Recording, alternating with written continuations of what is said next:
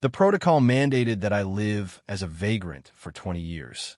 In exchange, upon completion, I would be granted the power of an apex blade master. Instead, I was picked off the streets by a crippled old man, a Tier 4 veteran named Carter, who dragged me back to his rundown faction, the Blue Cloud Outpost, to raise me. Pop, please, just let me go back to the streets. Give me 2 years, and I'll be the strongest weapon this world has ever seen. No. Why? Because I am the strongest weapon in the world. I had a HUD in my brain, the Vagrant Protocol.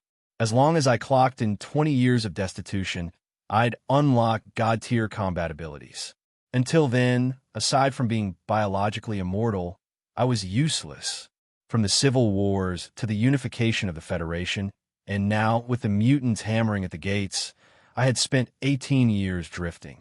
Then came Carter, a limping old twist and retired frontline soldier, claiming to be the commander of Blue Cloud on Hunchback Hill. Aside from me, there were 2 other recruits. Sarah, the senior specialist with a fiery temper and Tier 2 abilities, and Lenny, the junior, a simple-minded kid barely scraping Tier 1. When Carter first dragged me in, I fought him every step of the way. I tried to sneak out constantly, but he always caught me. Every time he saw me acting crazy, trying to leave, tears would well up in his cloudy eyes, and he'd scream at the sky. Damn, this broken world. Look what it's done to the boy's mind. He has a home, but he insists on begging. Then he turned to me. Kid, don't be scared. You're here now. Treat this as home. Eventually, my home was destroyed. Half of it by the invading mutant horde, the other half by the Federation government. Old Man Carter always said the world was messy and wouldn't let me leave the hill. He'd go down to hunt mutants himself, selling the cores to buy energy supplements for Sarah and Lenny.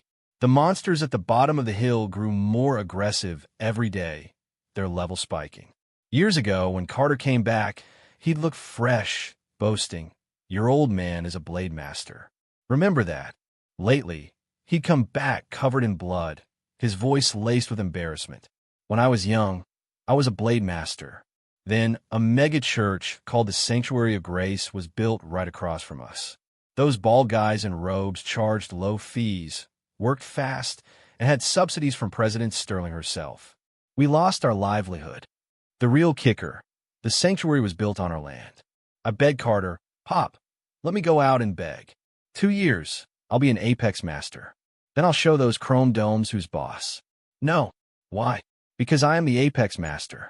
Then please, Master Apex, figure out how we're going to eat. There is absolutely a solution.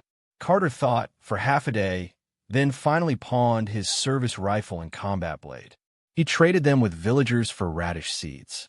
A cultivator planting radishes. A supposed blade master pawning his weapon. The joke reached the sanctuary across the valley, earning us their mockery. Sarah, explosive as she was, often stood hands on hips, screaming insults back at them. Lenny was even less subtle. He'd sneak over at night and throw rocks through the sanctuary's stained glass windows. When the disciples caused trouble, Carter would go apologize, then come back and tell us to avoid those shady monks. He said his time was coming, that he needed to go into deep meditation to break through to the next tier. He told us to tend to radishes and stay out of trouble. When he hit Tier 5, we'd smash their temple together and have a celebratory radish stew. Carter went into the isolation bunker and went silent. Later, the mutant horde launched a full-scale invasion. Countless aerial drones and fighters screamed over our heads. Thousands of soldiers rushed to the front. The radishes ripened. We opened the bunker door and found the letter he'd left. Only then did we realize Carter had gone to the perimeter wall long ago. In his youth, he was a hot-blooded soldier. When the mutants provoked us, he was the first to grab his sword. Later, after losing his leg and having his pension stolen by the government, he retired. Now, without a weapon, he joined a civilian militia and marched back to the front lines. 3 months later, Blue Cloud received a notification. Carter was dead. The front lines were starved of ammo and food, while President Sterling played house with her boy toys in the Capitol, ignoring the State of the Union. She betrayed the soldiers dying on the perimeter. 6,000 deployed, and in less than half a year, 4,000 were gone. My Master Carter was among them. Everyone else retreated. He didn't. He led a squad of wounded stragglers and held the line, facing an army of high-level mutant warlords where Tier 4 fighters were cannon fodder. I don't know where he found the courage. He picked up a sword from the mud, propped up his broken body, and walked onto the ramparts alone. Before he died, he shouted something incredibly cheesy. Carter of Blue Cloud Outpost, Hunchback Hill, stands guard. Who dares approach? My master died. Later, we found out the president had practically ordered the hit. His body was hung on the wall as a warning. The white radishes in the yard were ready, but he never got to eat them. His last wish in the letter was for us to redeem his pawn blade and build him a cenotaph, but Blue Cloud was broke. Unless we got our land back from the sanctuary, let anyone argue with him, and got beaten up. Sarah knew she couldn't beat them in a fight, so under the cover of night, she left Blue Cloud. She said she was going to the front to bring Carter's body home. A Tier 2 woman having that kind of guts. I didn't understand why the bald dog from the sanctuary still had the nerve to steal our radishes. I had no powers, so Lenny took up the responsibility of defending the garden. He said if the master could defend humanity, he could defend a vegetable patch. Lenny told me that once Sarah brought the body back, he planned to go to the perimeter, too, to make a name for himself. I was confused. You're barely Tier 1. What's the point? Lenny said, Sarah's a girl, and she has that kind of courage. I'm a man. Why can't I try? Hey, when the war settles down, how about I tell Sarah how you feel? I covered his mouth. Everyone knew Lenny loved Sarah, but we never said it out loud. Saying it now felt like a death flag. When Sarah came back, she was hanging on by a thread, clutching Carter's severed head to her chest, refusing to let go. There wasn't a patch of unscarred skin on her body. Lenny, who had loved her for so long, had to watch her die in front of him. That night, he cried for hours in front of their graves. He roared at the sky, "Damn mutants! I'm coming for you." His screaming disturbed the sanctuary monks coming to steal radishes. When he lost it, he fought them, got beaten to a pulp, and died from his injuries. One outpost, 3 tombstones. My entire family buried in the dirt. I remembered how Carter used to come home injured. We had a system. Sarah washed the blood out of his fatigues. Lenny applied medical paste to his wounds. I had the worst attitude because I blamed him for stopping my vagrant grind, but I always boiled the hot water for him. Back then, I just call him Old Man Carter. I sat in the yard for a long time thinking about the past. Now my home was gone. The chrome domes from the sanctuary came to provoke me. They stomped me into the dirt. I had to watch as they dug up Carter's tombstone, kicking his hard-earned resting corpse around like a soccer ball. They dug up Sarah and Lenny, too, hanging their bodies from the rafters. A garbage outpost occupying such prime real estate on Hunchback Hill. They deserved to die by mutants. 2. The high priest, a Tier 5 heavyweight, gripped my skull, cursing. I felt like my head was going to explode, but I didn't beg. I spat in his face. If you were a real man with a pair, you'd be at the perimeter arm wrestling mutants. Before I finished, the high priest laughed like he'd heard the funniest joke in the world. Huh? The perimeter? Ha! Screw the perimeter. President Sterling already ceded the perimeter to the Horde to stop the war. It's not the human wall anymore. It's the mutant wall. His robes were threaded with gold. I thought the world was getting better, but it was just rotting from the inside. I was thrown off Hunchback Hill, my heart filled with grief and rage. The massacre of Blue Cloud, the death of 4,000 border guards. It was all just a joke in the president's hands. Down in the city below, wailing filled the air. It was a slaughterhouse. Everyone's eyes glowed with a bloodthirsty red hunger, staring at the stumbling pedestrians. The moment someone fell, basic humanity vanished. People swarmed to tear them apart, sucking the marrow from their bones. Defeated soldiers and refugees turned the Federation into a living hell. This was my second time down the mountain in 2 years. Only now did I realize how well Carter had protected us. We were poor, but we weren't eating each other. Now I had no home, no Dutch mints. I picked up a cracked bowl from the roadside and started my grind. 2 years, just 2 years, and I would be the world's greatest weapon. During those 2 years, the mutants grew restless again, raiding the borders.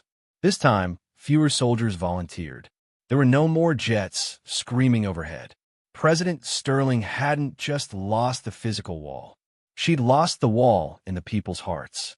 Millions in taxpayer credits flowed out of the treasury, not to build defenses, but to build temples and statues.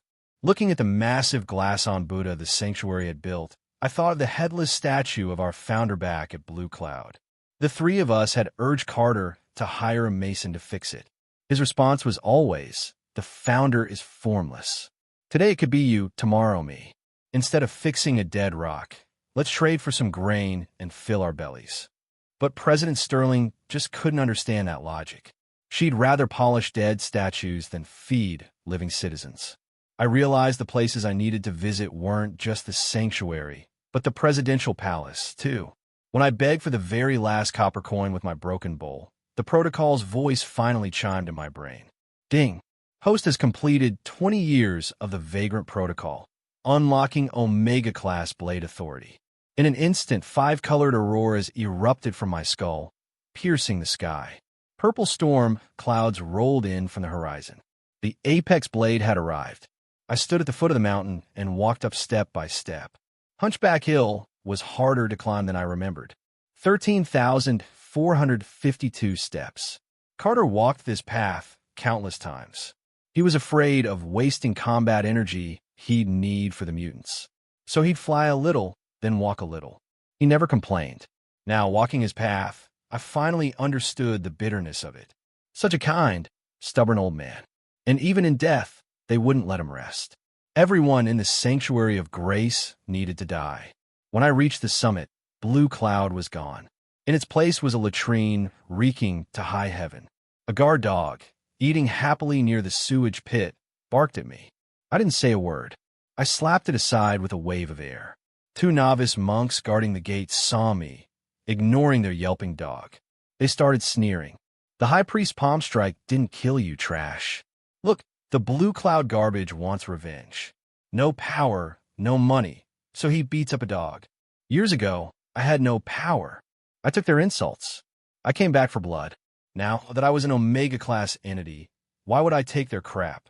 I picked up a fallen branch, and with a flick of my wrist, blew the roof off the entire sanctuary complex.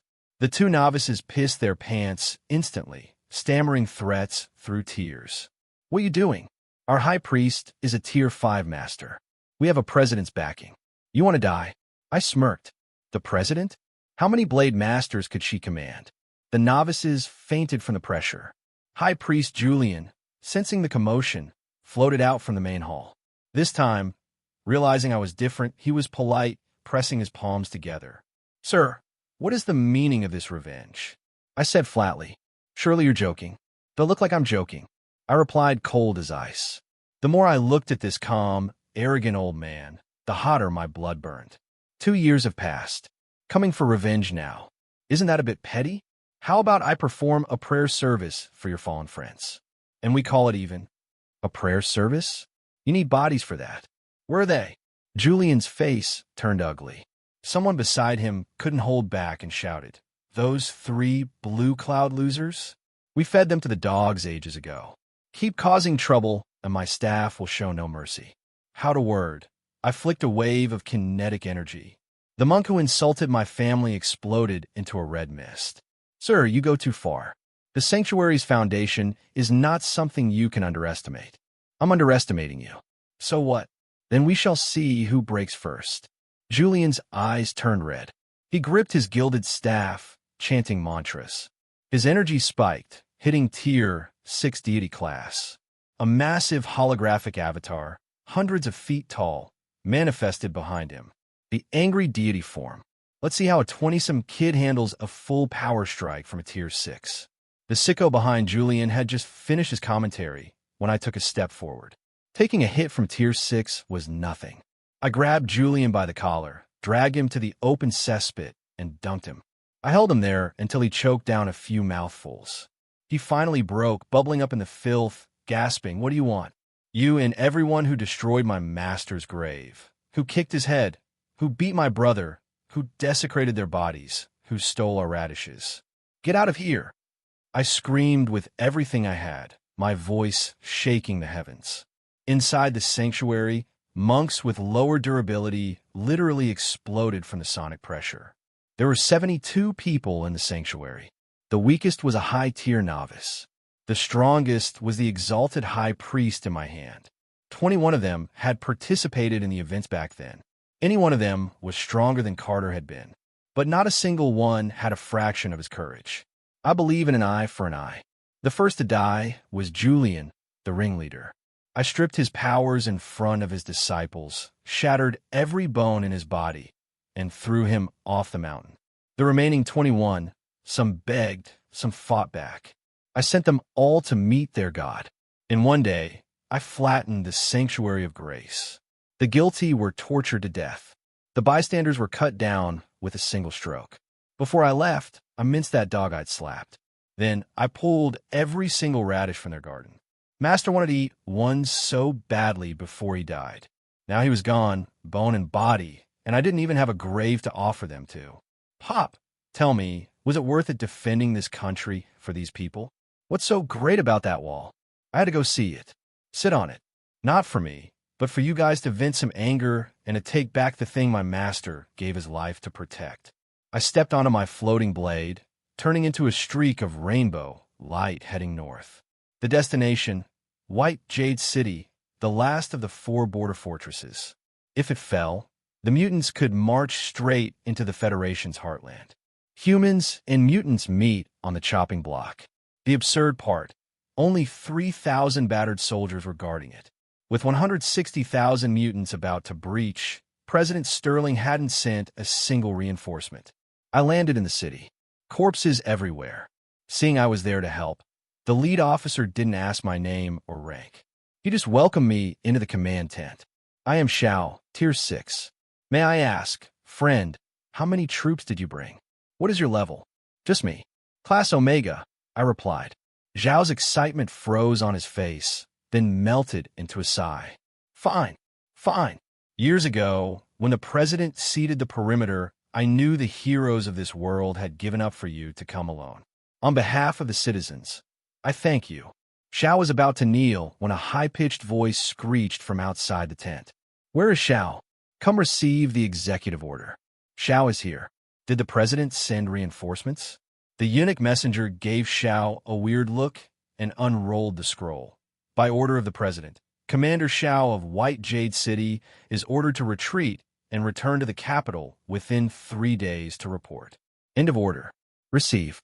Xiao pounded his chest, then grabbed the messenger's sleeve. Sir, did she send a relief force?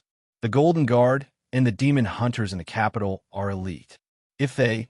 The messenger dodged Zhao's intense gaze, mumbling, General Xiao, don't ask. The president has ceded all 4 border cities to the Horde. The Federation. Well, Zhao's eyes blazed with fury.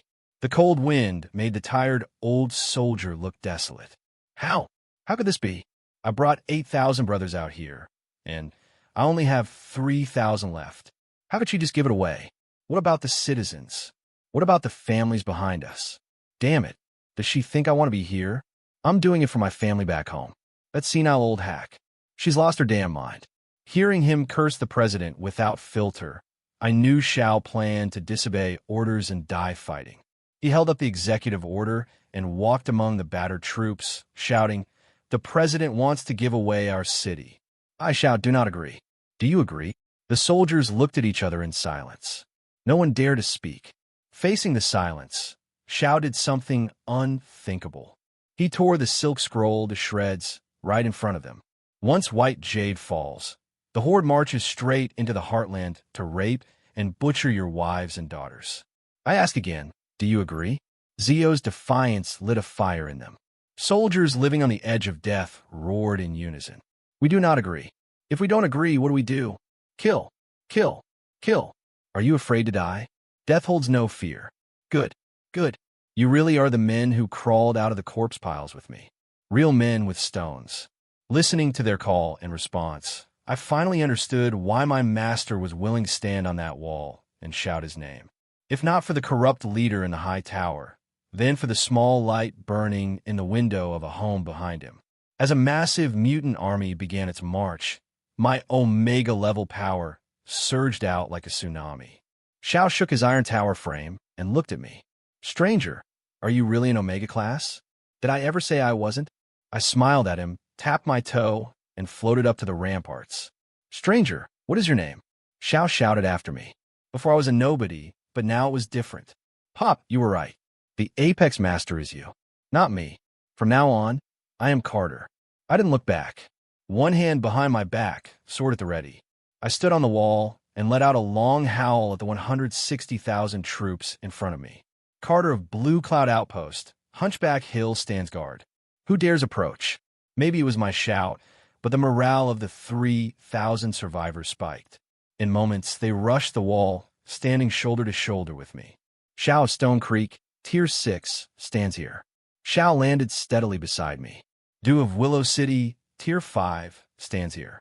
My cultivation is low. Only Tier 3, but I'm a man ready to die. I don't have the equipment downstairs, but I'm still a man.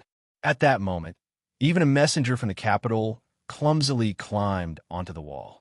His declaration drew a laugh, but no one questioned his resolve anymore. The battle exploded. Countless energy blasts rained down on the wall. Many came from Tier 7 monsters. I blocked their attacks with a casual swing of my sword, but the shock waves made the city tremble. Just as I prepared to snipe the 2 Tier 7 commanders, I saw a terrifying aura rise from the enemy's central tent. The Horde Warlord, a Tier 8 entity, had finally made his move. He recalled the 2 commanders and flew out to face me. On his order, the entire army ceased fire. Shao and the others formed a defensive formation, trying to intercept him outside the walls. It was futile. A tiny Tier 6 dares to shake the tree. The warlord glared at Shao, and Shao was flung backward like a kite with a cut string. A human ant dares to face me. That single glance nearly killed Shao. But the warlord didn't finish him. He turned to introduce himself to me. Human, I am Mesh, Marshal of the Horde. Shall we talk? No. I smirked, rising 300 feet into the air. I brought my sword down. The shock wave shredded the enemy formation instantly. You see my power. Do you think a little Tier has the qualification to negotiate with me? I looked down at Mesh, showing zero respect. Invaders only deserve to see the dirt on my boots. Mesh kept smiling, but under my absolute suppression, I could feel his killing intent spiking. What? Cut your tongue? If you have nothing to say, get lost. Another sword strike.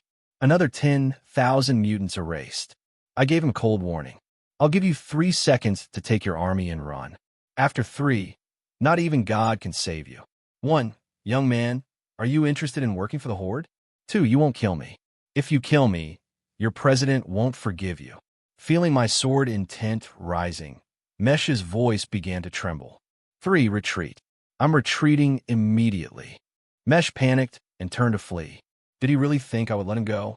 The moment he led an army across the border, he was a dead man walking. I flashed forward. 1 strike. In the blink of an eye, the marshal commanding 160,000 troops was sliced in half. White Jade City held. Shao was the only casualty injured from fall. Everyone celebrated, feasting on supplies looted from the mutant corpses.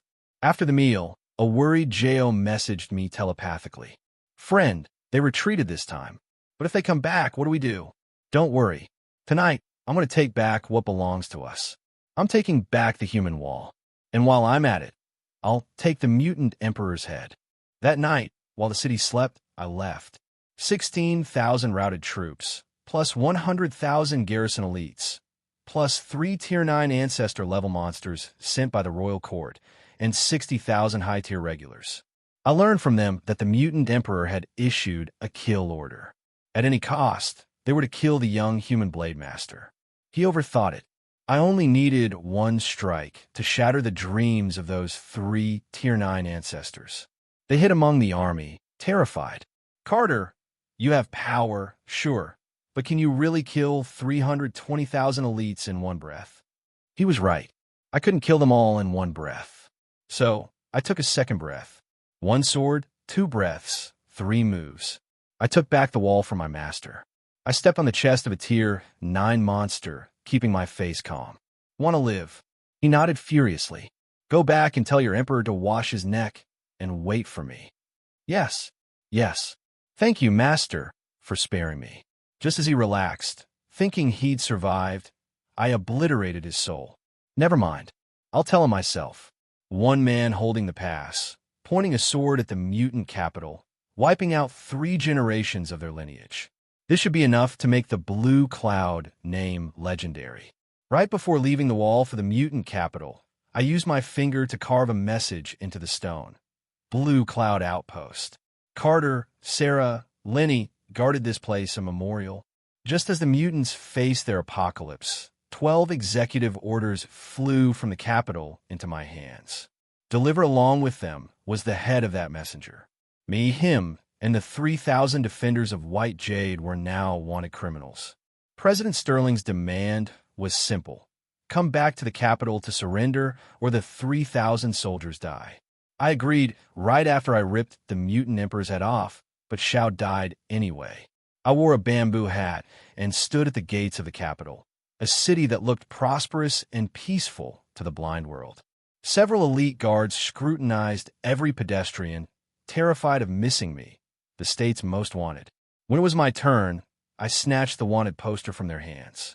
Ugly looked nothing like me. I took off the hat, revealing my face. The peaceful atmosphere shattered. I made it clear I won't hurt you. Go get Sterling. I have words for her. But they didn't seem to understand. They called for backup, formed formations, swore to capture me. Since they wouldn't let the president come to me, I didn't mind walking a few extra steps to kick down the door of the palace. At first, they sent a few thousand mid-tier troops. They failed. I didn't want to hurt civilians, so I dodged them without killing. Then 20,000 golden guards surrounded the palace. I could see the fear in their eyes. I was the criminal, but they were the ones shaking. Why? I asked myself, what crime did I commit? Disobeying an order? Treason? Breaking the peace treaty? The response was a line from the executive order. First, purge the internal threat, then resist the external enemy. I agreed. It was time to purge the internal threat. I hated Sterling to the bone, stealing pensions, appeasing mutants. Instead of defense, she spent the budget on boy toys. The Demon Hunters, an elite unit, were kept in the capital for political infighting instead of fighting the war. She truly was old and senile. I was annoyed. I didn't want to talk anymore. I released my killing intent. I took 1 step. They took 3 back. I walked all the way to the royal path outside the throne room before someone finally attacked. A transcendent level aura. A golden Buddha avatar piercing the clouds. The bald man in the black robe. The state preceptor, the grand architect. He walked toward me, palms pressed together, chanting, Amida, put down the butcher's knife, child, and you may yet escape the sea of suffering. Do not be like the 3,000 bandits of White Jade, or the fools on the wall who refused liberation. Refusing to let go, they threw their lives away for nothing. My heart skipped a beat. I squinted at this bald hypocrite spouting morals.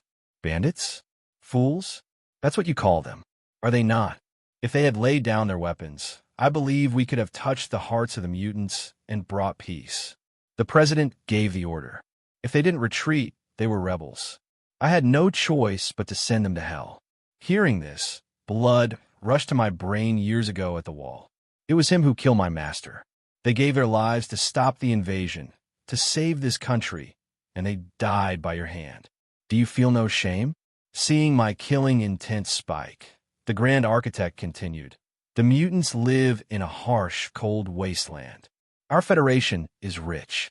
Ceding some land is only fair. It is a necessary step to enlighten the world. If you will not listen to my teachings, I also know a little kung fu.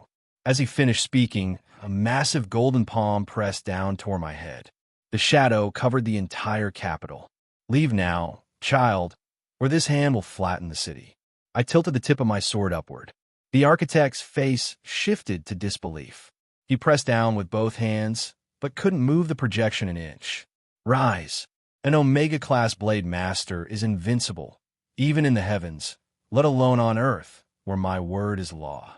As I spoke, every temple in the capital was ripped from the ground, floating up behind my sword tip. Dust and debris rained down on the streets. Gold and jade statues shattered into millions of pieces. Any single fragment could have fed a family for months. Yet Sterling used them to please this monk. Laughable. The tens of thousands of surrounding troops watched frozen.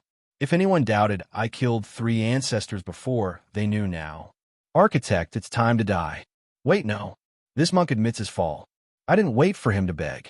With one move, I pierced the giant avatar, shattering his courage and his soul.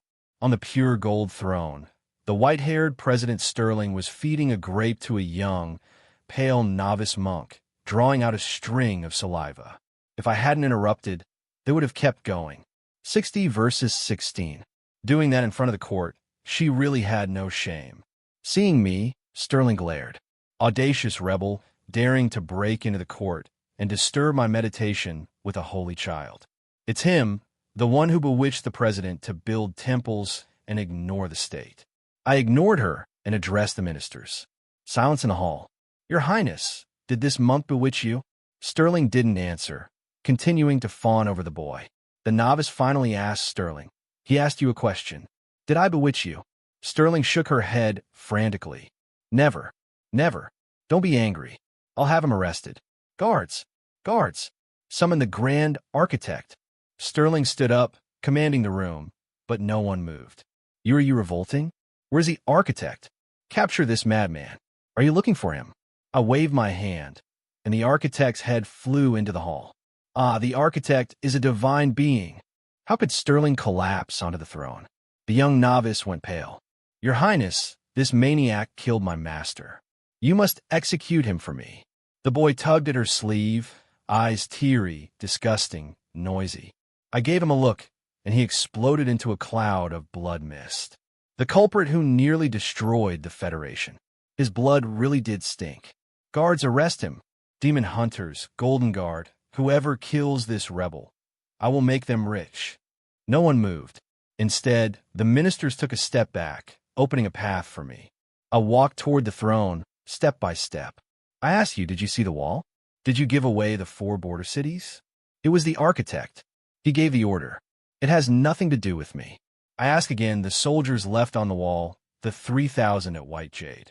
Who killed them? The architect? It was him. Oh, he killed them. I turned to glare at the court officials. If I don't get the truth today, you all die too.